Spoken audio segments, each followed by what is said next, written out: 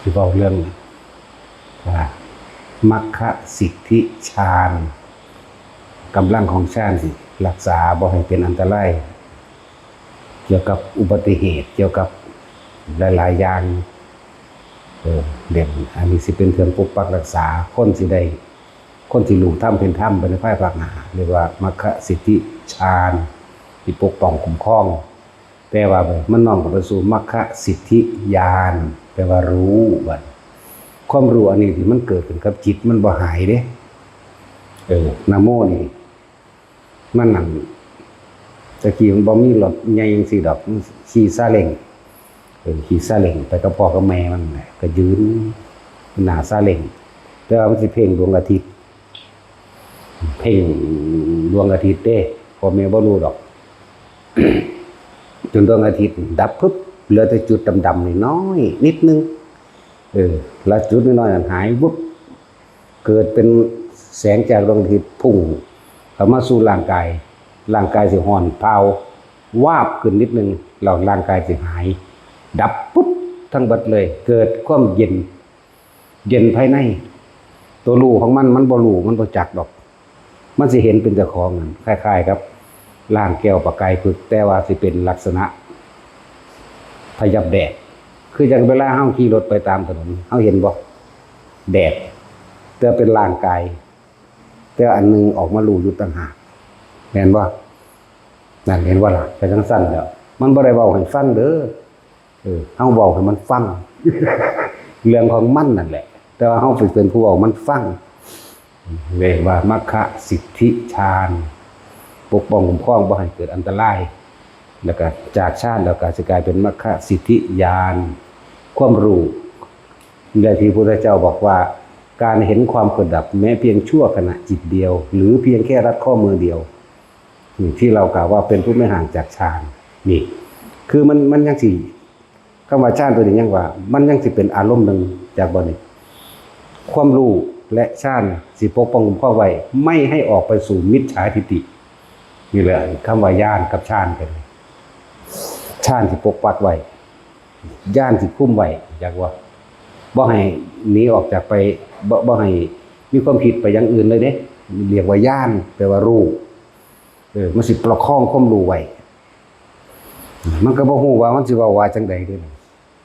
เพราะว่าท่านรู้จักสื่ออ่านหนังสือก็บ่ออกเนาะ ก็สิมันบอกว่าจังได๋ก็เลยเว้าแทนมันบ่ได้เว้าหลวงพ่อฟังเด้มันแก่ตอนน้อยๆหนูเพ่งดวงอาทิตย์ถ้ามีล่ะแล้วเลยมันเลยบ่เว้าต่อเหมือนว่าเว้ากูก็รู้จักนะว่ากูเฮ็ดเอาเองก็ได้ตัวเนาะนั่นแหละบัดนี้เลยเกิดเป็นคำว่าญาณตัวนี้คำว่ารู้บัดนี้โดยอาศัยกำลังฌานคุมจิตใจไว้จักว่าคุมไว้บ่ให้ไหลออกไปทางอื่นให้เข้ามาสู่โดยธรรมสิเรียกว่าเห็นความเกิดดับหรืออีกเว้าหรือว่าเห็นในผ่านชั่วขณะจิตนี่ก็บ่ผิดจักบ่ตัวนี้ก็สิคุมไว้เห็นบ่เห็นนิพพานชั่วขณะคำว่าชั่วขณะก็แม่นแต่ว่าชั่วขณะของเขาสมมุติว่าเฮาไปเบิ่งเขานี่เป็นชั่วโมงจักบ่นี่ที่เพิ่นว่าคำว่ารัดข้อมือเดียวนี่จังซั่นเห็นอยู่ในความว่างแหละบัดนี้ญาณตัวนี้ประคองจิตไว้บ่ให้ออกนอกลู่นอกทางให้อยู่ในธรรมให้อยู่สัมมาทิฏฐินะมันเลยเฮ็ดให้เกิดเป็นสมาธิเขาตั้งมั่นแล้วจังว่าสิ่งที่บ่ควรประมาท4อย่างจะไปหาพากันปรามาสยังทำให้เกิดความไปประมาทสู้ความตนปรามาสเพื่อให้เกิดความประมาทแก่ตนเองจักว่าภิกษุสามเณรน้อยแม้บวชเพียงแค่วันเดียวมีการปรามาสแล้วดีบ่ดีคือกันมรรคผลนิพพานแห่งตนเป็นสักขาวรนิฆาวรไปเลยเด้การไปปรามาสภิกษุสามเณรผู้เขามีคุณธรรมสูงเครื่องกั้นมรรคผลนิพพานตลอดทั้งสวรรค์และมนุษย์นั่นแหละ นิฆาวรสักขาวรก็ดีเข้าใจว่าล่ะไปว่าตัวทีตัวเดียนนะแต่ว่าบ่สมควร อันตรายมากโดยเฉพาะกับหมู่ภิกษุสงฆ์สามเณรแม้บวชเพียงวันเดียวอันตรายยิ่งกว่าบาดนี้ที่นี่อันที่หนึ่งแล้วคือบ่ควรไปปรามาสเพื่อยังให้เกิดความประมาทในจิตคือภิกษุสงฆ์สามเณรแม้น้อยหรือแม้บวชเพียงวันเดียวเข้าใจว่าล่ะวันนี้สิ่งที่ไม่ควรประมาทที่สองคือเยาวกษัตริย์อันนี้ยังว่าตายซื่อๆอยู่เด้อรู้จักบ่สุว่าเล่นกษัตริย์น้อยๆจังสิสมว่าเป็นกษัตริย์น้อยๆไปตบหัวไปนั่นไปนี่ไปเล่นหรือไปเว้าในทางดูถูกในทางเทศให้เขาเสียใจเห็นบ่สั่งประหารได้สั่งประหารนึงเจ้าตายบ่แน่คิดสุดท้ายเจ้าอาจจะไปสวรรค์ก็ได้นี่ยังบ่ทันได้เป็นเครื่องห้ามเห็นบ่ล่ะเนี่ยสั่นแล้ว งูพิษเนี่ยที่สามจะคิดว่าเป็นแค่ลูกงูเพิ่งเกิดใหม่หรือตัวเล็กๆคิดว่ามันจะบ่มีพิษงูพิษทั้งหลายแล้วนั่นสวัสดิ์กัดเฮาตายได้ตายก็ยังว่าไปสวรรค์นั่นนี่ได้อยู่มนุษย์ได้อยู่มันบ่อันที่สี่ไฟอย่าคิดว่ามีประมาณน้อยมันอาจสามารถไหม้และทำลายหมู่บ้านตำบลอำเภอจังหวัดได้ทั้งนั้นแต่สิ่งอันตรายที่สุดคือหยังนะครับภิกษุสามเณรแม้บวชเพียงวันเดียวนั่นแหละจังว่าบัดนี้เฮาร่วมมาโลดเฮาบ่สมควรสิไปปรามาสก็คือกล่าวตู่ใส่ร้ายดูถูกประมาทก็คือเจ้าของบ่มีความคิดเด้อคือเจ้าของมันประมาทแล้วไปปรามาสเขาจังซี่นะนี่คืออันตรายที่สุดมันห่างเป็นเครื่องกั้นมรรคผลนิพพานเรียกว่าเป็นแม้กระทั่งนิคาวรสักขาวรเป็นเครื่องกั้นทั้งสั้นแหละ ลักษณะนั้นบางที่ไผสิรู้อรหันต์น้อยๆก็มีไหมเห็นบ่ซักหรือว่าพระองค์ใดล่ะ5 ปีนึงเด้ตำราเขียนเกียรติซื่อๆเด้ซื่อๆบ่ได้หลายองค์อยู่สังกิจจะสุมาณะเรวตะนี่7ดอกกันแต่ว่าก็มี2 3เรวตะจักบ่ล่ะสุมาณะสามเณรองค์นึงทัพพระก็2 3ทัพพระอีกซื้อยังมันโหลแหละเนาะคือคนซื้อสมชายนี่แหละอยู่บ้านใดก็มีสมชายเนาะซื้อโหลคนจนว่าตั้งว่าทัพพระมารบุตรมั่งแล้วก็ทัพพระยังแน่หลายทัพพระโคตรแตกออกจากท้องแม่ไปข้างอยู่พ่อต่อใหม่ก็มีเขาแท่งปุ๊ออกกิ่งไปก็มีทัพพระได้นี่นั่นแหละ5 ปีนึงได้ล่ะหลายอย่างอยู่จึงบอกว่าในที่สุดแล้วพวกเฮาบ่ควรไปดูถูกใดๆทั้งสิ้นแม้กระทั่งหมาซะเนาะเห็นเฮาด่าหมาเฮาบ่ได้ดูถูกเด้เฮาด่าคนเนาะนั่นว่าล่ะ ว่าให้คนทิมออกตัดความอะไรอาวรณ์ออกจากบ้านใดมาสร้างความสัมพันธ์กันใหม่เฮาว่าให้คนเด้ลักษณะนั้นจังว่าแม้กระทั่งมดดำมดแดงก็ต้องไปประมาทเพื่อให้ตัวของเองเกิดกลายเป็นคนประมาทดอกพอทุกสิ่งทุกอย่างมันน้อมเข้ามาหาเฮาเบิดเมื่อว่าไปหม่องใด ถ้าถือเป็นเครื่องกั้นมรรคผลนิพพานแล้วโอ้ยยามใดมันสิเบิดฤทธิ์แห่งกรรมมันนั่นมันบ่ธรรมดายังดูถูกประมาทพระโพธิสัตว์จังซี่ผู้เพิ่นได้รัฐพยากรณ์แล้วจังซี่ยังต่ำๆพวกเจ้าอะอยู่ในอบายจะภูมิจัก700พุทธเจ้าแม่เนาะ700นึงดอกลองเบิ่งเถอะนะพระเจ้าตรัสรู้ไป700องค์จังขึ้นมาเป็นคนแค่นึงแต่มันสั่งสมยังไว้ล่ะสั่งความสารเลวเอาไว้บ่ล่ะลงไปไหมเบิ่งด้วยนั่นน่ะแล้วถ้าผู้เป็นพระพุทธเจ้าเด้ก็เบิ่งเทวทัตเอาตัวจังซั่นแล้วกินจะมาในกาเด้10,000อาจารย์ศัตรูเด้10,000องค์เบิ่งดูผู้ที่10,000จะว่าเป็นแมงเมาอยู่นำมื้อนี้ก็บ่จักเนาะ ซะแล้วเขาว่าท่านได้ตั้งเองว่าท่านได้ตั้งปรารถนาครับว่าท่านรู้เรื่องหยังอยู่เป็นแม่งลิ้นหมาอยู่ทั้งใดก็บ่รู้เห็นบ่ล่ะ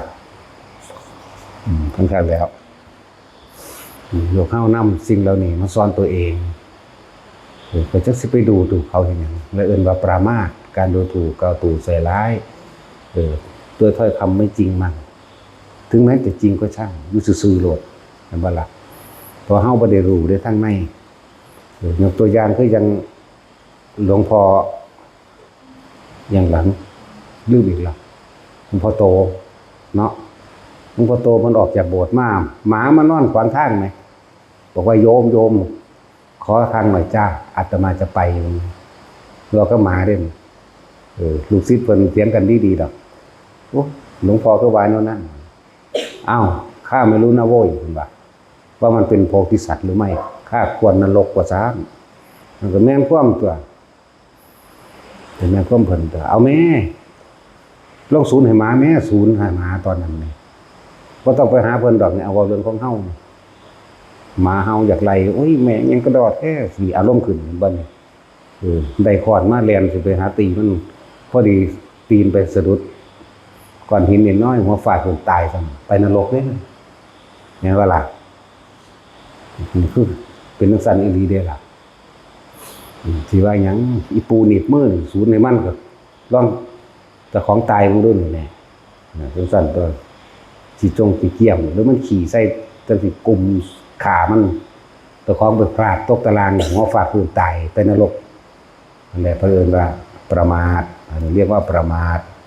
ความประมาทเป็นหนทางความตายจากความดีเลยเด้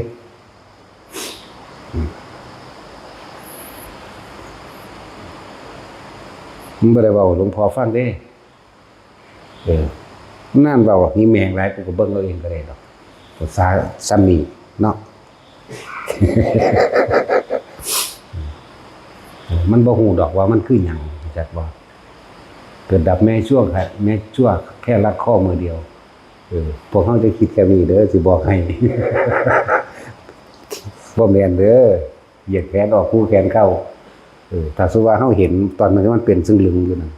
เป็นชั่วโมง2ชั่วโมงเด้แต่ว่าพ่อแม่มันฮู้อยู่เรียกว่าชาญป้องกันไว้บ่ให้รบกวนจักว่าเขาเป็นของเขาเองมันจะต่อจังซี่ล่ะจากแล้วใหญ่ขึ้นจากว่าสิเบาคนบ่อุบัตินี่ก็ปลาแมงผู้เดียวเลยเนาะโอ้คนยากตอนนี้เล่นไปซะก่อนแต่มันมีเครื่องรักษาของมันเองโดยบุญบารมีมันเองชาติมันเองเด้อย่านอันเป็นเครื่องปกป้องมันสิประคองจิตบ่ให้ออกนอกรูนอกทางจักบ่เฮาเป็นตั้ง3ปี4ปีมันเป็น5แต่เฮาน่ะออกนอกรูนอกทางตัวมันจักสิออกหรือบ่ออกเบิ่งไปเรื่อยๆออกก็สร้างที่แม่มันเด้เนาะแล้วเขาเห็นมีพานจักว่าล่ะโตติลูนี่ก็บ่แม่นมีโตเด้มันก็เว้าบ่เป็นมันเว้าซ้ำนั้นสำหรับตอนน้อยๆพวกเพ่งดวงอาทิตย์เว้าซ้ำนี่จอเงียงหูฟังมันก็บ่เว้าหวยมันเป็นแมงกับฟ้าเมื่อใส่กันตัวกันผู้หนึ่งล้อถ้าฟังอยู่ปัวใส่กันแล้วไปเลยละบัดนั่นเว้าหลายก็เบิ่งเอาเองเลยตัวภาษาซ้ำนี่นั่นดอกนั่นแหละมันสิมีเครื่องรักษาของพวกนี้เหมือนกันกับหมู่พวกพระทัพพระมรบุพระทัพพระบ่แม่นทัพพระมรบุพระทัพพระยังละลืมละอยู่ในท้องแม่เข้าประทักไปใจจี้ท้องแตกข้างบาดนิ้วนี่ฟงขึ้นไปข้างหญ้าข้าไว้จังซี่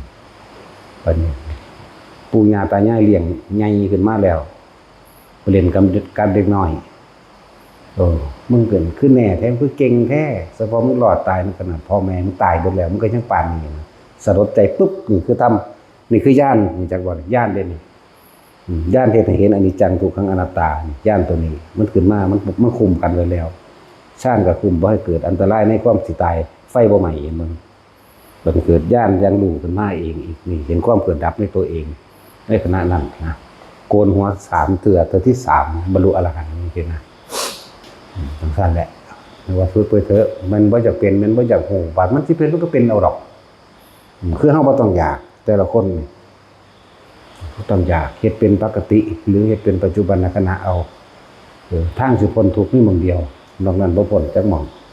นิพพานเท่านั้นสิ้นอาสวะหาอารมณ์ความรู้สึกในความยินดีพอใจบ่ได้เบิดมีอันเดียว สะสมไปเรื่อยสิ่งที่สะสมแล้วบ่เป็นภาระบ่หนักคือบุญคือความสงบคือความเย็นยิ่งสร้างบารมีมากเท่าไรก็สร้างยิ่งเบายิ่งสบายยิ่งหาความดับเย็นไปเท่านั้นจังหวะแต่ละคนทั้งเบิดนี้เฮาก็เนาะความบ่ประมาทคือจังเพิ่นบอกไว้ในโอวาทปาติโมกข์เห็นบ่ล่ะสัตว์บกใหญ่ที่สุดคือรอยเท้าช้างเห็นบ่นั่นแหละมันให้ร่วมว่าแต่ร่วมทั้งเบิดในชีวิตของคนคืออย่าประมาทแน่ต้องทำจิตให้ขาวรอบปลอดจากอกุศลได้คิดถึงเนี่ยมันเห็นให้ตัวเองว่าเราร้อนและกังวลอกุศลคือเราร้อนกังวลเบียดเบียนตนเองและเบียดเบียนผู้อื่นเมื่อเบียดเบียนผู้อื่นก็เบียดเบียนตนเอง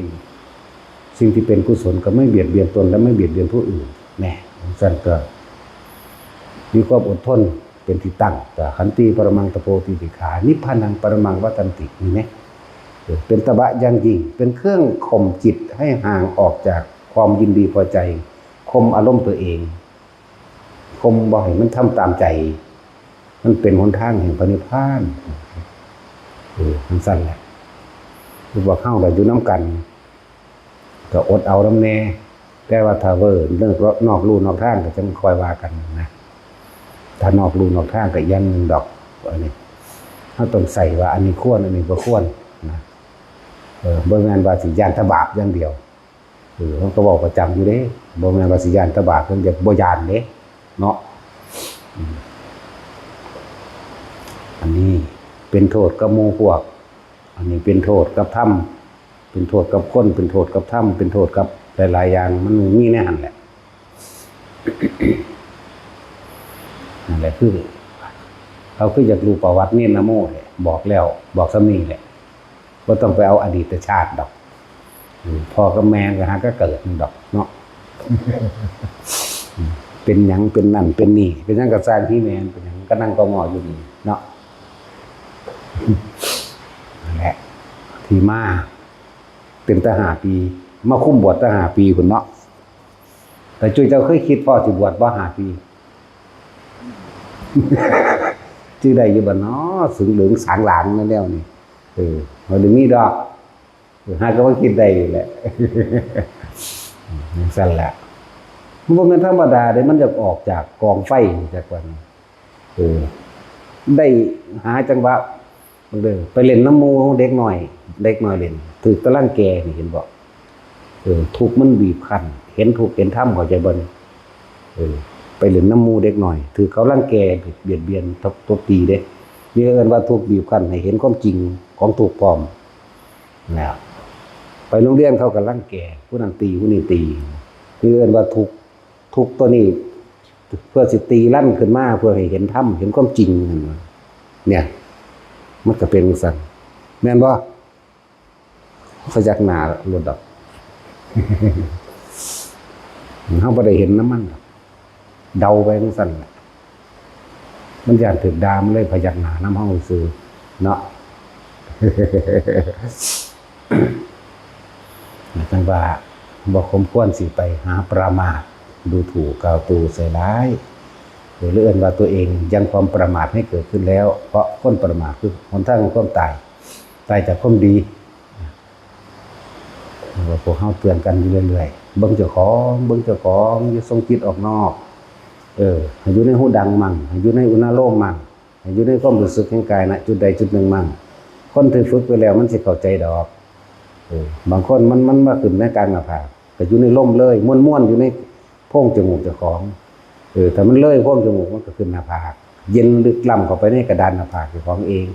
แต่คนมันก็ขึ้นมาในระหว่างหัวเฮาเองหรือหน้าคือมือเศร้าก็อยู่กับมันทำความรู้สึกอยู่กับตัวนี้บางคนก็ลงทำกลางระหว่างอกหรือหน้ากลางอกเหมือนกันบางคนเข้าใจดีแล้วเคลื่อนย้ายได้ตลอดหรือทำคลุมทั่วร่างกายก็ยังได้อันนี้คือตามลำดับของไผของมันเด้อบ่แม่นว่าเป็นข้อจำกัดหรือว่าต้องอย่างนี้บ่แม่นแล้วแต่มันสิเป็นกับไผนี่ก็ไปแยกแยะเอาในส่วนของตนตัวแยกแยะเอานั่นแหละ มันก็สั่งสมความตั้งมั่นมากขึ้นคือฌานมันสิสั่งสมความตั้งมั่นของมันเองจังว่าตั้งมั่นแนวหนามั่นคงแล้วเกิดเป็นสมาธิตัวอย่างน้อยๆเฮาก็ปีติเกิดขึ้นเหมือนว่าปีติสุขสมาธิปัสสัทธิจิตผ่อนคลายเบาเมื่อจิตตั้งมั่นเป็นสมาธิแล้วมันก็เข้าสู่ความเป็นอุเบกขาจักว่าล่ะสั่นแหละมันก็ว่างไปของมันเองปล่อยโดยบ่ได้ปล่อยเห็นอีหยังก็แค่นั้นเองบัดนี้เขาสิคุยกันเรื่องนั้นเรื่องนี้ก็รู้ไปอยู่กับเขาแต่ว่าบ่มีอารมณ์ก็ไปนำเขาเว้าเขาถามก็เว้าไปนำเขาอยู่หังเว้าเป็นกลางบ่เข้าข้างจังซั่นคำเว้าที่บ่มีเจตนาเป็นคำเว้าที่บริสุทธิ์จักว่าด่าก็ด่าบ่มีเจตนาเด้โคตรพ่อโคตรแม่มึงบ่มีเด้จักบ่ล่ะแต่ว่าสิเข้าใจบ่เข้าใจก็สร้างแม่มึงคือกันเด้เนาะเป็นซั่นแหล้วเดี๋ยวแต่เด้เดี๋ยวฝึกไปมันจังสิ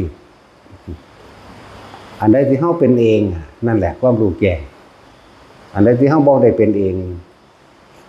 แม่นเว้าจังได๋ก็สร้างบ่จริงเข้าใจบ่ล่ะเว้าถูกแต่บ่จริงฟังดีๆเว้าถูกคือเพิ่นเว้าแต่ว่าตัวเองยังไม่รู้ความจริงยังไม่เข้าถึงความจริงอย่างว่าซั่นแล้วคนตำบักฮุงนั่นมีสูตรเนาะเว้าถูกเบิดทุกสูตรนั่นน่ะเห็นบ่ล่ะอันพวกเขาขวดมาใส่ถ้วยยำกินพี่ได้เขารู้กินพวกเขายำกินพี่เด้อันพวกเราเพียงใดแต่เจ้าของก็บ่กินเพียงใดแซ่บบ่แซ่บอยู่นั่นเห็นบ่ล่ะเจ้าของก็บ่ทันได้กินเข้าใจว่าล่ะนั่นเห็นบ่ล่ะแซ่บบ่ละบาทนึงเจ้าของก็บ่กินนั่น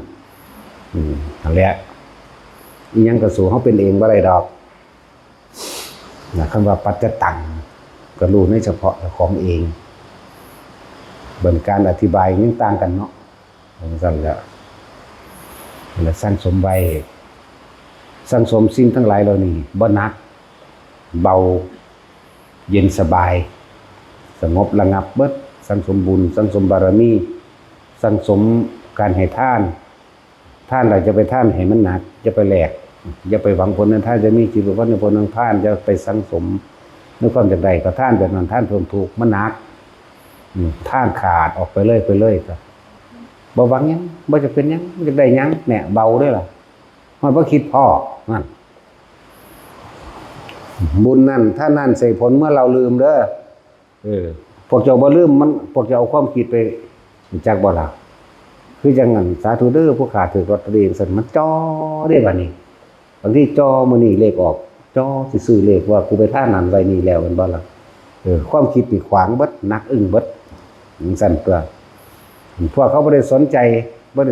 นี่เขาท่านแล้วท่านไปจนเกิดความเคยชินเป็นของว่างไปแล้วในการให้ท่านจังซี่บางครั้งสิได้บ่ได้อยากซื้อคนทางบังคับก็มีบางที่เกิดความเมตตาสงสารไถบุแล้วถือใหม่สมมุติว่าเป็นลอตเตอรี่ก็ดีโอ้ยบ่มีเงินค่าโรงสีซอยแหน่ขอจัก50 บาทเอาดอกเอาก็มีถือก็มีนั่นแหละเมื่อเราลืมมันจะแล้วมันก็เป็นของมันเองนั่นแหละแล้วทุกๆคนที่ว่าคนถ้าบ่มีคุณธรรมบ่อาจสามารถสิอยู่ในวงการต่างๆบ่อาจสามารถสิในสุว่าเป็นข้าราชการจังซี่แต่บ่มีคุณธรรมค้ำจุนเอาไว้ไปเร็วๆเด้พอมีแต่ความเห็นแก่ตัวก็เห็นแก่ตัวเบียดเบียนรังแกเอาหมู่ยิ่งมีอำนาจมากกว่าได้ยังเห็นเร็วได้มากได้เร็วพร้อมอยากว่าชั่วช้ากับชั่วเร็วมันต่างกันเด้ชั่วช้าชั่วน้อยๆค่อยสะสมไปเรื่อยๆมันเลยได้เห็นผลช้าแต่ว่าชั่วเร็วนี่ติ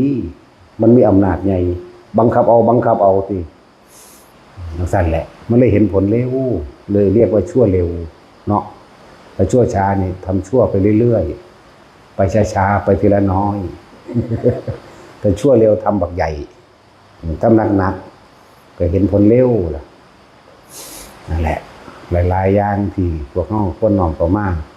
คนเฮาสิเคารพนับถือกันนี่บ่ได้นับถือนำยศถาบรรดาศักดิ์และอำนาจตำแหน่งหรือความร่ำรวยหรือความมีการศึกษาสูงเด้นับถือเพราะการได้แบ่งปันผลประโยชน์ซึ่งกันและกันโดยไม่หวังสิ่งใดตอบแทนเด้เฮาสิระลึกนึกถึงกันเด้มันเลยยอมรับแม่นผู้นั้นสิเกษียณไปแล้วก็คิดถึงเด้เป็นจังซั่นผูกพันให้ความดีกว่าผูกพันในความเลวเนาะนั่นแหละพวกข้าราชการพึ่งสำรวมระวังในตนเองแน่ยศถาบรรดาศักดิ์มันบ่ได้กันตายให้เจ้าเด้ตำรวจน้อยยิ่งถิ่มบ่ได้เด้แต่นิสัยบ่ดีเนาะมันบ่ได้มีกฎหมายกันลูกปืนเด้เนาะกฎหมายกันตายกฎหมายกันปืนบ่มีกันป่วยก็บ่มีว่ากันผู้พิพากษานะมันคือว่าพากันออกกฎหมายกันแก่เนาะกันป่วยกันตายเนาะออกให้เจ้าของก่อนที่อันดับแรกจังซั่นตัวข้าราชการอย่าเข้าใจว่าเจ้าของมีอำนาจเด้ออำนาจนั้นกันตายบ่ได้เด้บ่ซั่น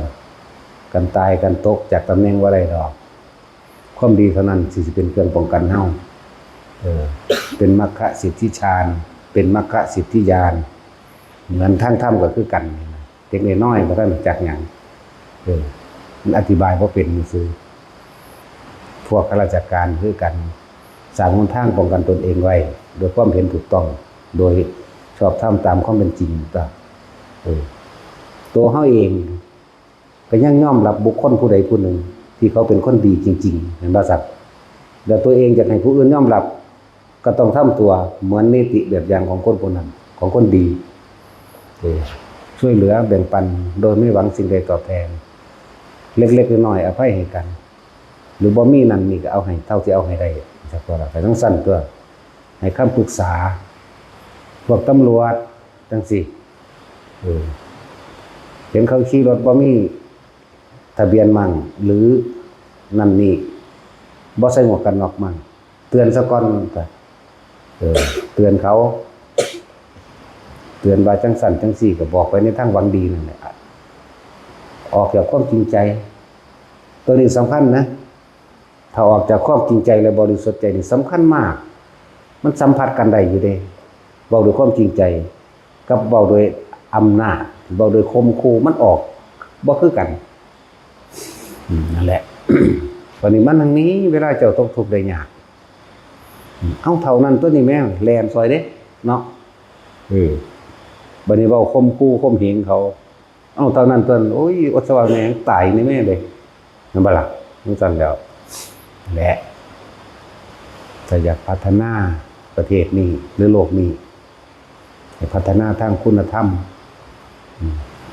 ความพัฒนาสูงสุดของโลกคือเมตตารักผู้อื่นเสมอตนรักตนเสมอผู้อื่นไม่คิดเบียดเบียนทำร้ายให้ผู้ใดผู้หนึ่งเสียชีวิตและทรัพย์สินทั้งคนและสัตว์ทั้งมนุษย์และอมนุษย์นั่นเองกรุณาคือการเข้าไปช่วยเหลือแบ่งปันในสิ่งที่ตัวเองมีของสำคัญบางอย่างบ่แม่นว่าคนรวยต้องมีทุกอย่างของสำคัญบางอย่างคนจนก็ซอยคนรวยได้เลยล่ะคนรวยหังซอยคนจนได้มากบัดนี้แต่มีโอกาสก็ซอยเหลือซึ่งกันและกันแต่เนี่ยความมุทิตารวมกันหมายถึงยินดีรวมกันในการกระทำคุณงามความดีอย่าอิจฉาอย่าริษยาซึ่งกันและกันความริษยานี่ทำลายตนเองก่อนหมู่เป็นยาพิษแต่พอล่ะเป็นยาพิษทำลายตนเด้อหลายๆอย่างเฮาบ่อาจสามารถที่จะซอยได้ดอกว่าจิตเป็นกลางนั้นเป็นก็นั่นแหละบ่มีอีหยังที่สิปกป้องคุ้มครองเฮาได้เท่ากับคุณธรรมความดีของเฮาเองดอกและอย่าลืมคำว่าสัจจะต้องเป็นจริงหลอกลวงคนแซงแกล้งทำคนมันบ่ดีจริงมันแกล้งบ่ได้นานดอกบ่พอเดือนดอกออกไล่ที่เราเนาะไล่กับแก่มันว่าซั่น เดี๋ยวก็ตกคือเก่าเลยมันสั้นแล้วจังหวะแล้วความดีทั้งหลายมันก็ไปใส่มันก็มาปกปักรักษาเจ้าของเองนั่นก็สั่นที่เพิ่นเดินเลยเกิดกลายเป็นบุญจริตนะว่าคือเด็กน้อยมันบ่ทันได้มีฤทธิ์วิเดชหยังดอกแต่คุณธรรมความดีคือว่ามันเฮ็ดไว้แต่หลายศาสตร์ก็สั่นเดียวจนมาถึงตอนนี้สังเกตเบิ่งว่าเด็กน้อยตกเฮือนบ่ค่อยเป็นหยังเด้เนาะตกเฮือนรถซ่อนหรืออันใดอันหนึ่งที่เป็นอุบัติเหตุนะบ่ค่อยเป็นหยังเด้มันก็ลุกแล่นรถเนาะเป็นซั่นเด้ตกต้นไม้มันเด็กน้อยเป็นซั่นแหละนั่นแหละมันก็มีคุณเป็นบุญจริตควบคุมเขาไว้ก็เขาว่าให้มีหยัง แต่พวกตายก็ตายเลยอยู่ดอกตายเลยเด้แต่บ่เป็นหยังก็บ่เป็นไปเลยนี่ลักษณะนั้นเรียกว่าบุญจริตบ่หาตะเทียบรุ่นใหญ่ๆรุ่นหมู่พระศิวลีก็ได้ดอกพระศิวลีอยู่ในท้องแม่7 ปีตัวเนาะมันเป็นเรื่องที่วิทยาศาสตร์บ่เข้าใจเขาบ่เชื่อดอกเนาะอันมันฤทธิ์แห่งกรรมอันนั้นบาปอย่าฤทธิ์อันนั้นบ่มันมีบุญอย่าฤทธิ์มันก็ต้องมีบาปอย่าฤทธิ์คือกันเลยฤทธิ์แห่งบาปคือกันเลยซั่นแล้วบุพกรรมไปล้อมเมืองเขาไว้7 ปี7 ปี7 เดือน7 มื้อเลยฆ่าอยู่ในคันธปะนรกนี่นรกในคันนรกในท้องโจรว่ากรรมมันเบิดเด้นั่นมันสิ้นซึ่งกันและกันแล้วมันคลายออกมาแล้วก็ออกได้ตัวพระพุทธเจ้าเพิ่นก็เว้าตามย่านของเพิ่นเห็นว่าล่ะไปหาผู้นั้นผู้นี้ก็บ่เว้าอีหยังบัดมาหาพระพุทธเจ้านั่นแล้วเพิ่นก็รอเวลาคือกันเพิ่นบ่ไปตอนนี้กูบ่ไปมันบ่ทันออกเพิ่นฮู้เด้เพิ่นฮู้กรรมด้วยซั่นเนาะเพิ่นก็เลยเว้าไปตามย่านที่เพิ่นรู้แหล้วเนาะตอนบ่ทันออกกูบ่ไปหัวดีเลยเนาะนั่นแหละบัดตอนออกก็ว่าลูกในขั้นตลอดทั้งกันจงมีความสวัสดีออกตัวพอเพิ่นได้ไปถามพระพุทธเจ้าจักบ่ล่ะมันก็ถึงมือพอดีตอนนั้นคือบ่ไปถามก่อนนั่นเนาะเห็นบ่นั่นแล้วเพิ่นว่าดีว่าซั่นนี่แหละเพิ่นรู้จักอดจักทนจักรอรับรู้จักการจักบ่จังซั่นตัวเพิ่นบ่มั่วเด้สั่นแหละพระเจ้าบอกสิ่งใดที่บ่เป็นไปตามย่านอย่างรู้บ่มีแล้วก็เว้า1บ่มี2พร้อมคำใดเป็นคำนั้นเป็นเอกานามจริงตลอด1บ่มี2คือพุทธเจ้านั่นแหละมันว่าพวกเฮายากหนักหนาเด้สิมาพอแบบนี้เนาะ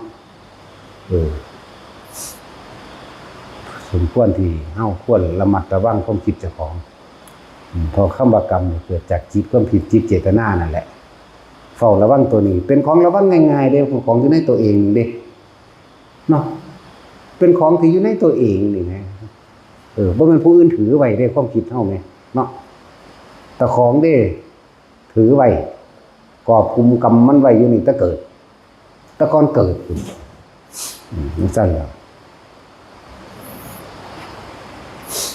นั่นแหละเป็นสิ่งที่ควบคุมง่ายๆคนเฮาบ่มักให้ผู้อื่นมาบังคับดอกแต่เฮารู้เช่นนี้แล้วเฮาก็บ่บังคับตนเองจิตในจิตก็แสดงว่าสติต้องกำกับจิตควบคุมความคิดของตัวของอยู่ในหูดังนั่นแหละอยู่ในลมหายใจมั่นอยู่ในอุณาโลมมั่นอยู่ในความรู้สึกแห่งกายมั่นเนี่ยเฮ็ดจังได๋เฮาก็บ่รอดตายนะความตายเป็นของเที่ยงแท้แน่นอนแต่ว่าสิบ่แน่นอนจักสิตายยามใดเท่านั้นแหละแต่ว่าตายแน่นอนความแน่นอนที่สุดคือความไม่แน่นอนเนาะซั่นแล้วแต่ที่แน่นอนคือต้องตายแน่ๆตายเมื่อไหร่ไม่รู้แต่เฮาการนึกถึงความตายกับอุปสมานุสตินิพพานอยู่เฉียดกันนึงเด้ออยู่ใกล้ๆกันนึงเด้ออุปสมานุสตินี่นั่นแหละระลึกเบิ่งเวลามันสิสูญเวลามันสิโมโหหายใจเข้าลึกๆกันไว้ซะก่อนวิธีหยุดความโกรธแบบเฉียบพลัน หายใจเข้าลึกๆเหลือบตาเบิ่งปลายดังเจ้าของแล้วหายใจเข้าลึกๆกั้นกึกไว้ใจสิขาดมันนึงผ่อนออกมาเองดอกในขณะนั้นมันหยุดตัวเด่นหยุดโมโหเอาจัก3 ดอกหายใจเข้าลึกๆกั้นไว้เหลือบตาเบิ่งปลายดังกั้นไว้สัก3 เทื่อมันก็เศร้าแล้วไปนั่นแหละให้ลึกๆบัดนี้ก็คนมันน่าสิเกิดดอกธรรมะความจริงความรู้อหยังต่างๆหากินซ้ำตายซื่อๆจังสิกระดอแท้คนเนาะเท่านั้นแหละคือคิดกันเรื่องแดนให้แดนหน้าจังซี่ล่ะเสาโยกไปก็เอากันคือสิเป็นสิตายเนาะมันธรรมดาเด้งงๆแงงๆให้แม่นเราไปหยังมันได้หลายๆมันสมน้ำหน้ามันเมื่อยเฮ็ดมันสั่นแล้ว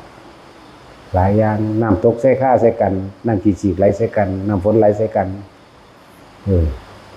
ห่วงสิ่งห่วงของมักม่วงกระดันมักพุ่งป่อมักเฉียบหลอดห่วงเนาะ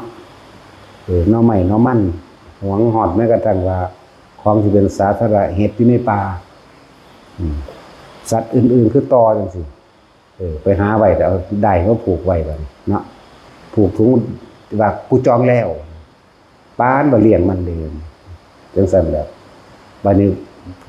มีผู้มาเอาไปก็ผิดกันฆ่ากันก็ได้เงิน10 บาทกับเงินบาทนึงก็ฆ่ากันเด้เนาะฆ่าตายหลายๆโหลดมันจังบางแน่จังน้อยเนาะถ้าสิเว้าเรื่องอจินไตยเรื่องผลของกรรมที่เกิดก่อนยาวๆแน่ก็คือเฮาเห็นสงครามรัสเซียสงครามยูเครนสงครามฮามาสสงครามอิสราเอลคนพวกนี้ล้วนแล้วแต่เคยทำลายก็เอาตู่ใส่ร้ายอริยะเจ้าทั้งหลายบุคคลผู้มีศีลบุคคลผู้ทรงฌานบุคคลอันเป็นอริยะโสดาบันกันไปบุคคลผู้กระทำประโยชน์ต่อโลกพวกนี้มีจักบ่กล่าวตู่ใส่ร้ายสารพัดที่เบียดเบียนให้เพิ่นต้องได้รับความลำบากสารพัดสัตว์ทั้งหลายในโลกเว้าตามพุทธวจนะคำพุทธเจ้าที่จะไม่เคยเกิดเป็นญาติสายโลหิตกันเลยไม่มีเลยและที่จะเคยเกิดเป็นพ่อเป็นแม่หรือเป็นผัวเป็นเมียกันก็ไม่มีอีกแล้วแต่วาระของมันจากวาระและสัตว์ทั้งหลายในโลกที่ว่าเกิดนอกพระพุทธศาสนาก็บ่มีเหมือนกันแต่ว่าพวกเจ้าไปทำลายอีหยังไปหรือความเห็นแก่ตัวบ่หรือความหยังกันแล้วแต่นั่นแหละนั่นคือเศษกรรมมันแล้วก็หาทางพ้นนึงยากที่สุดอีกที่เขาอดอาหารนั่นบ่กันบ่ให้รถไปส่งอาหารจังซี่เขาสงครามกันว่าก้าวตู้ใส่ร้ายให้เพิ่นเดือดร้อนให้เพิ่นย้ายที่อยู่อาศัยตัวเองก็ได้ย้ายที่อยู่อาศัยคิดเบิ่งดีๆเด้อนี่ก็เป็นอาจินไตยนึงแต่ว่าสินำมาเว้าให้ฟังว่าล้วนแล้วแต่เป็นสิ่งที่เขาทำไว้แล้วต้นกรรมมันอยู่ไสต้นกรรมคืออยู่ในนรกหมายถึงเขาอันนี้เขามารับเศษกรรมเด้นี่ปลายมันนี่จักยามใดสิพ้นเหมือนกันเด้ปลายมันนั่นเรียกว่าเศษกรรมแต่ละมื้อแต่เป็นต้องแล่นลบลูกปืนต้องแล่นลบระเบิดต้องหิวต้องร้อนต้องหนาวเห็นบ่เลยเฮ็ดให้ผู้ทรงประโยชน์แก่โลกได้รับความลำบากตัวเองลำบากยิ่งกว่าล้านเท่าไหร่โกรธเด้จังซั่นแหละนั่นแหละคือเฮาเห็นนั่นแหละแล้วก็เวลาถูกก้าวตู้ใส่ร้ายบ่พวกบางพวกเวลาเขาก้าวตู้ใส่ร้ายกันเสื้อเร็วๆแล้วบางคนก็ถูกเอาก้อนหินดึกก้อนหินเฟี้ยงจนตายก็มีนั่นแหละเพราะว่าไปก้าวตู้ใส่ร้ายเพิ่นบัดนี้ตัวเองถูกใส่ร้ายคนเสื้อเร็วๆเด้ปั๊บตัวเด้แล้วก็เป็นคนหมู่มากอีกแล้วก็จับมัดลงโทษแล้วก้อนหินฟาดเอาจนตายเป็นฟาดผู้เดียวเด้ผู้ละก้อนฟาดไว้ฟาดไปจนตายนี่ล้วนแล้วแต่เป็นสิ่งที่ตัวเองทำไว้ล้วนๆแล้วยิ่งไปทำกับบุคคลผู้มีคุณต่อโลกนี่นักบ่ซั่นสิว่าบ่พวกใดที่เคยปรามาสพระพุทธเจ้าหรือผู้ทรงฌานก็สร้างเอาพระโพธิสัตว์700พุทธเจ้าตำบับเบาะเรื่องขี้หมาเนาะ สมน้ำหน้าแม่นบ่ล่ะบ่มีปัญญาหลายว่าแต่ของเก่งบัดนี้ก็ไปเกิดพวกนี้เมื่อได้เกิดเป็นมนุษย์จะเรียกว่าเป็นสัตว์เดรัจฉานก็เป็นมะไฟแห้งก็เด้อนรกเปรตสุรกายเดรัจฉานก็เป็นหมาที่ถูกกล่าวตู่ใส่ร้ายเหมือนกันบ่ได้รักแต่ว่าเขาว่าหมาตัวนั้นรักเข้าใจบ่นี่หมาตัวนั้นละตัวนั้นแหละไล่ตีงงเหงจนตายแล้วก็เวียนอยู่ในหันบางทีก็ลงนรกใหม่แล้วก็ขึ้นมาเป็นเดรัจฉานใหม่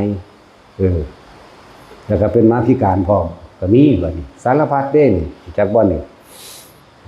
บัดนี้มาเป็นคนบัดนี้ก็โดนกล่าวตู่ใส่ร้ายเหมือนกันเรื่องสั้นบางทีก็เป็นคนพิการคนพิการเฮาเห็นเขาตบเขาตีกันเฮาเรียกตนเนาะเห็นว่าเขาตีคนพิการเนาะปากงงๆง่างๆแต่ตัวมันเองก็เอาบ่ได้หรอกแล้วเฮาเห็นคนผู้นึงว่าเตะเอาในเฮาเห็นเฮาเดือดตนเด้สงสารเนาะแต่ว่าเฮาไปเบิ่งต้นเหตุต้นกรรมของมันหน่อยไป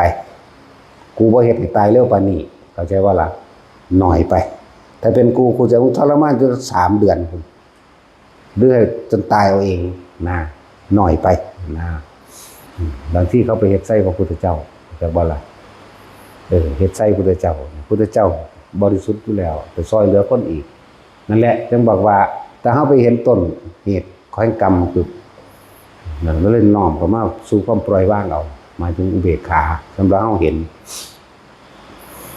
นั่นแหละบุคคลทั้งหลายเหล่านั้นแม้นไปเกิดเป็นมนุษย์แล้วเด้อบัดนี้เด้อคนที่ทำร้ายคนที่มีคุณต่อโลก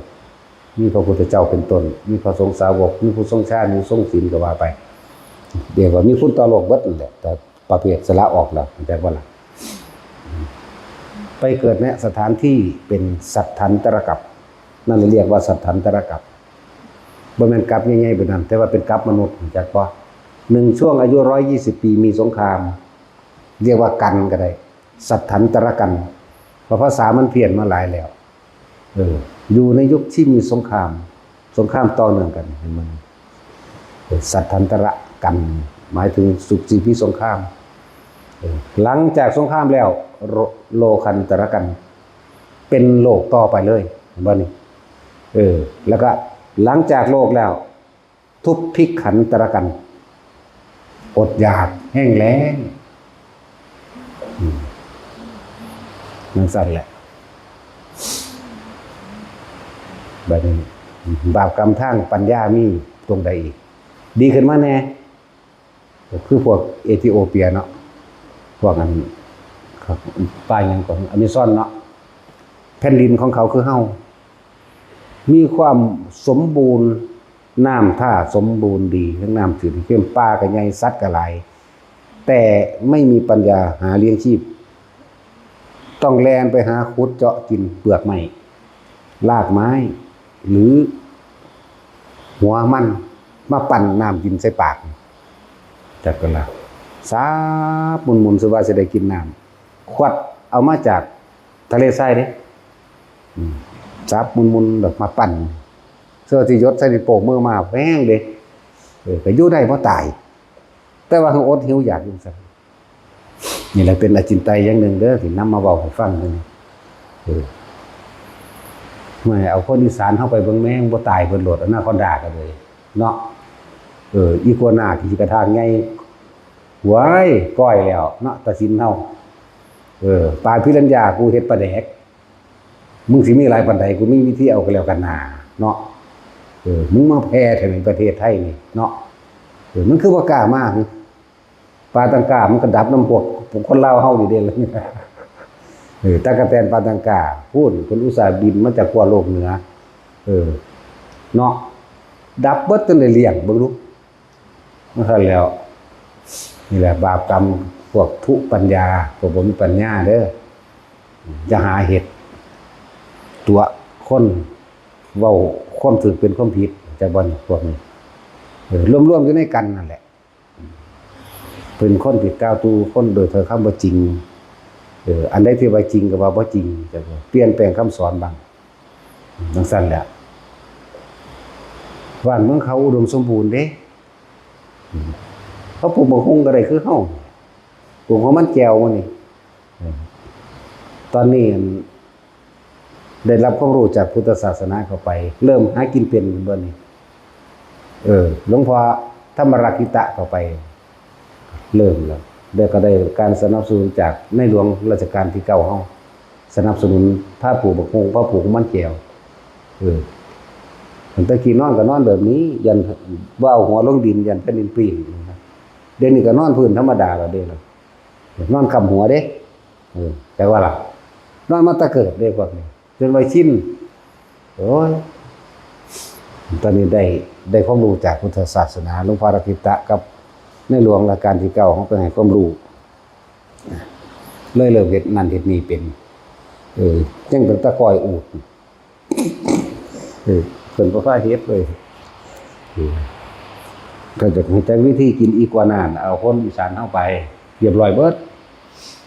งูสิงบ่อนาคอนดามันสิใหญ่ปานใดมากูสิสั่วให้เบิ่งงูรุ่นใดมาปลาพิรัญญามาเฮ็ดปลาแดกเนาะเอาปลาหมอข้างดำคือบ่มาภาคอีสานนี่เนาะมันดับแม่นบ่ซั่นแปลกประหลาดบ่ซั่นแต่คนมีบุญจักว่าคนอีสานตะขี้ข้างขากูไปเฮ็ดกินได้เด้ดอกก้อยงัวพวกกระป๋อมเฮ็ดได้เบิดเด้มันมีเส้นตายเส้นหยังก็เอาออกเป็นเด้เนาะปลาเป่าเขายังเอาออกกินเป็นเด้ว่ามันเบื่อมันเมาไหมเนาะแล้วลืมคนอีสานส่วนตระกูลพุทธศาสนาสำตัวจากบ่ล่ะมีปัญญามาแต่ไหนแต่ไรแล้วแหละน้ำปลาก็เอาจากปลาแดกตัวแม่นบ่ซั่นผู้ใดล่ะเป็นผู้เฮ็ดก่อนเพราะมันคนพวกนี้บ่เฮ็ดนั่นแหละจังว่าจงภูมิใจว่าเฮานั้นลูกพระพุทธเจ้าคักๆนี่แหละพื้นที่ของเขานะกระแตเขาก็บ่กล้ากินเนาะมาเบิ่งแหน่กุสิลาบท่านบางบิงอีเกียบ่ค่อยมีในภาคเฮามันเป็นหยังมีความรู้หลายหาเฮ็ดกินได้เบิดเด้แซ่บอยู่เด้ทอดอีเกียคือสั่นแล้วแต่พอปัญญาทั้งหลายที่ไหลออกมาเฮาก็อาศัยพระพุทธเจ้านั่นแหละเพราะสันเอิ้นว่าเจ้าแห่งผู้รู้บ่ยอดแห่งความรู้เจ้าแห่งผู้รู้รวมอยู่ในหันเบิดงูทุกชนิดกินได้เบิดบ่เหลือเพิ่นบ่ได้ห้ามคนด้วยล่ะเพิ่นห้ามพระอย่างว่าสัตว์เพิ่นห้ามพระงูมันมีอาฆาตต้องเบิ่งใส่หมามื้อนี้เหมือนกันได้กินเสือเหลืองเสือโคร่งเสือดาวพวกซ่านมื้อนี้บ่ล่ะหมีมื้อนี้มีอาฆาตเด้มันนำขาเด้แหละแต่คนเพิ่นบ่ได้ห้ามด้วยล่ะก็บ่เห็นว่าเนาะเอาคนอีสานไปจากหมู่บ้านนึงนะอันนี้ซ่อนอย่างดับอยู่อีกัวน่ามันสิยังพอโตบ่บุจังมีแต่โตใหญ่ๆบัดนี้เนาะไต้ซี่ก็พร้อมอยู่บ้านเฮามันก็หายากบ่แฮงแล้วพร้อมก็แดงก็ดีตัวอย่างพอตัวนั่นแหละเพิ่นเขาเอาหนังสือมาส่งบ่ว่านั่นน่ะเบิดไปเบิ่งติเดี๋ยวดูไผก็ได้เขาหนังสือมาส่งบ่นั่นมาล่ะไปเบิ่งผู้ใดผู้หนึ่งไป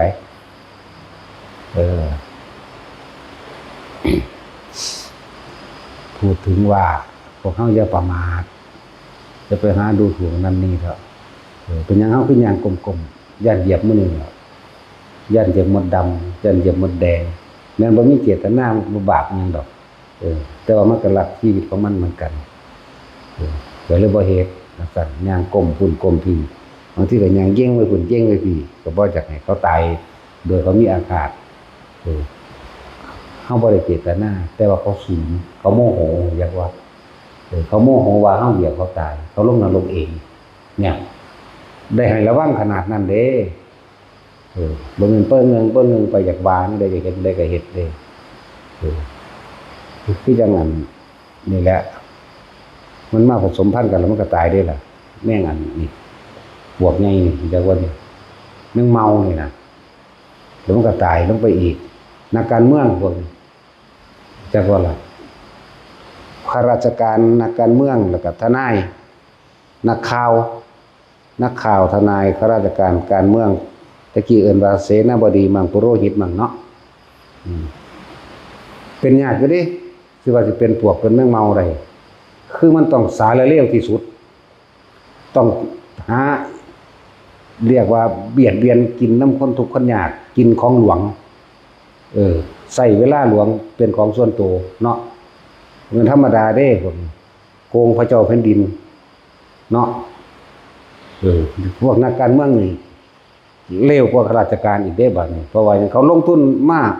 ปั่นเอาเงินไปแล้วตกนรกขึ้นก็เป็นอสงไขยอยู่เสื้อจะขึ้นมาได้ก็เพราะแห้งไหลเล่นระดับมาอันมหาเวคีนรกมันมีอยู่ 2,000 ตกอยู่ 2,000 จากนักใหญ่สุดจากจุดนี้ยังคอยขึ้นมาสิแล้วก็พวกเปรตมีอยู่มันมีอยู่8หลุมมีอยู่8แดนในการทำโทษเนาะเอา8คูณ 2,000 บึดตัวหม่องได้หั่นแหละจังคอยขึ้นมาเป็นไส้เดือนมั่งเป็นปลวกมั่งนี่เป็นยุ่งมั่งเด้เป็นอย่างอยู่ดีเนาะพวกนักการเมืองกับข้าราชการสูระวังดีๆโลดสูบ่เสือกระซังสูบ่เห็นบ่แม่งเมาเนาะถามมันเบิ่งนะสูมันตะใสแล้วสูอยู่แซ่อยู่ในนี่ซะได้แล้วแล้วเวลาอันทหารตะระกลับมาโลกใหม่บึบโลกนรกอีกเด่นจักบ่นี่ดวงอาทิตย์ขึ้น7ดวงวู้ลงนรกอีกจังซั่นล่ะเนี่ยถึงว่าพวกเฮาอย่าประมาทเถาะขนาดนั้นเฮายังระวังอยู่เด้เกี่ยวกับเวลาเฮาย่างย่านเหยียบมดแดงมดดำปวกนี่อันนี้นะมื้อนี้มันเฉียดให้เฮามันตกนรกเด้ตอนนี้มันยังเย็นอยู่ได้ว่ามันตกจักว่าล่ะแล้วก็แล้ว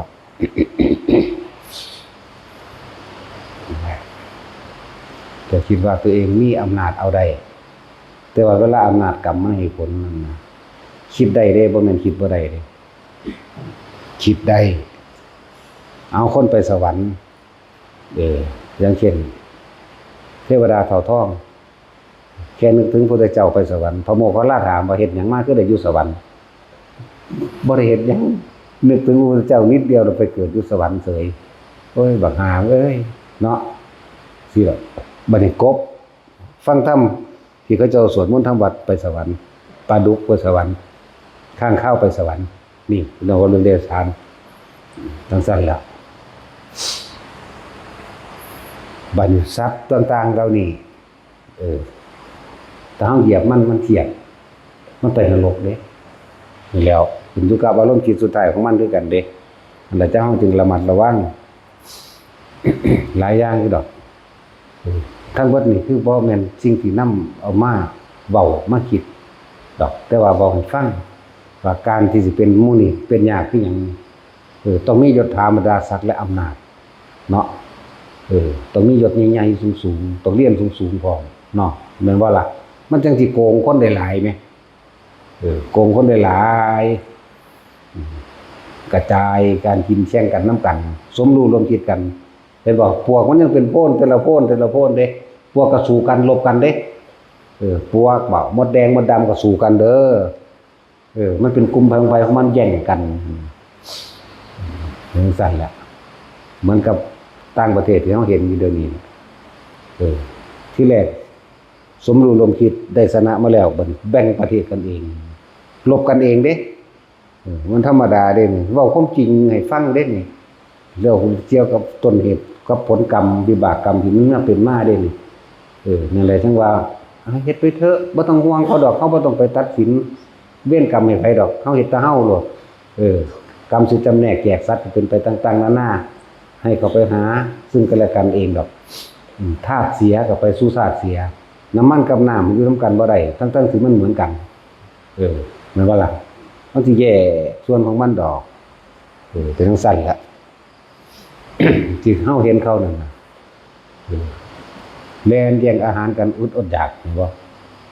เป็นคนที่มีคุณต่อโลกลำบากด้วยนั่นน่ะหยาบกันตายก็มีฆ่ากันตายบัดนี้เนาะตายน้อยตายใหญ่ตายกลางตายเฒ่ามีเบิดเด้จังซั่นแหละมันก็จังว่าพวกมิจฉาทิฏฐิทั้งหลายมีความเห็นผิดจากความเป็นจริงทั้งหลายเด้อเกิดในสัตถันตรกัปสัตถันตรกันที่มีสงครามมีอยู่ในช่วงระยะ120ปีบอกสมั่งเนาะโลคันตรกัปต่อเนื่องกันในช่วง120ปีเหมือนกันบ่อยากว่ากับเพราะว่ากับมันอีกแบบนึงว่ากันซะกันมันเฮาเทศกันหนึ่งมีความยาวความสั้นต่างกันเนาะสิว่ากับพูดต้องเอาแบบพุทธเจ้าว่าผู้เข้าสูง500โยชน์นี่กับมันเพี้ยนมาแล้วก็ว่าไปนั่นแหละแต่ถ้าไผสิเข้าใจบ่เข้าใจ ห้ามกันบ่ได้ดอกความเชื่อมันบ่คือความจริงความจริงเห็นแล้วเชื่อบ่เชื่อก็สร้างเนาะนั่นแหละมันธรรมดาสัทธันตรกัปโลคันตรกัปทุพพิคันตรกัปนี่3กัปต่อมายังมามีนี่อุทกภัยอีกน้ำท่วมใหญ่จังซี่เห็นบ่นั่นแหละน้ำท่วมใหญ่แน่อสุนิบาตภัยแน่ธรณีภัยแน่นี่เป็นของแยกย่อยเด้อนี่แต่ว่ากัปใหญ่ๆนี่เจ้ามันกัปใหญ่ๆสัทธันตรกัปที่มีสงครามโลคันตรกัปที่มีโลกติดต่อนองเนื่องกันไปนั่นแหละแล้วนี่มีของแถมพร้อมฟ้าผ่ามั่งวัฏภัยมั่งนี่อันเป็นภัยที่ซ่อนอยู่ในกัปนั้นๆจากคนที่ซ่อนอยู่ในกัปนั้นสัทธันตรกัปสงครามแล้วพ่อยังมีอัคคีภัยพร้อมเห็นบ่อุทกภัยพร้อมเห็นบ่แล้วก็อสุนิบาตภัยพร้อมแล้วก็ธรณีภัยพร้อมนี่ซ่อนอยู่ในกัปทั้ง3บอกจังว่าทุกคนฟังดีๆฟังธรรมนั่นแหละแต่คนนั้นแต่ว่ามันมีหลายอย่างที่มันซ่อนเข้ามาในคำสอนพุทธเจ้าอย่างเช่นในบาทพระคาถาต่างๆที่เพิ่นให้พวกเฮาระลึกนึกถึงเพิ่นเด้อย่างเช่นมหาธารณปริตหรือสารการวิชาสูตรเพิ่นบอกไม่พึงตายในน้ำไม่พึงตายเพราะตกเขาไม่พึงตายด้วยหอกแหลมปืนฟันนี่ว่าไม่พึงตายด้วยโดนสัตว์กัดต่อยไม่พึงตายด้วยฟ้าผ่าไม่พึงตายในน้ำไม่พึงตายด้วยอุทกภัยหรือตระนึงเฮกบาแต่ว่าเฮาเอาคำแปลไปเด้บ่แม่นสวดซื่อๆเด้เอาว่าท่านให้ทำอย่างไรสิเด้เห็นบ่